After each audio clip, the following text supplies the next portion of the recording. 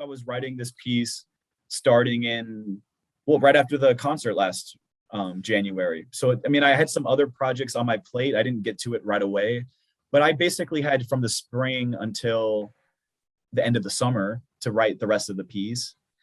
So several months. And I had already written, like you said, about 5 minutes of it.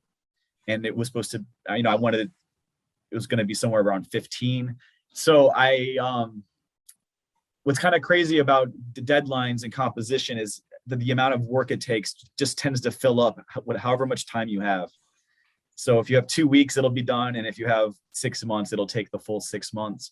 And part of that in this case was just trying to decide what I was going to do to turn the two short pieces. Like, so my first submission for this was basically two contrasting pieces that added up to 5 or 6 minutes. And then my whole debate internally was, am I going to incorporate those into like a longer piece that's just like a single movement? Or am I going to just take some material out of there and just totally start from scratch and like move it in a different direction? And I didn't know how much of it I was going to use anyway. And what I decided to do was actually fairly true to my initial idea, which was, well, I have two contrasting pieces that both respond to the pandemic in different ways, in very different ways.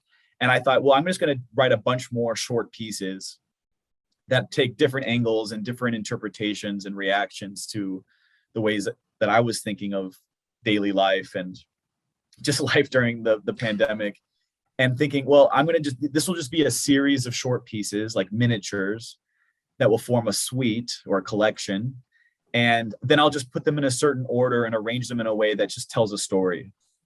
And I think a lot of times in parallel with literature and poetry, like I think of musical structure as kind of like reading through a story or reading a collection of poems. And so the analogy here would be that I just wrote a bunch of short poems, and here they are in a collection.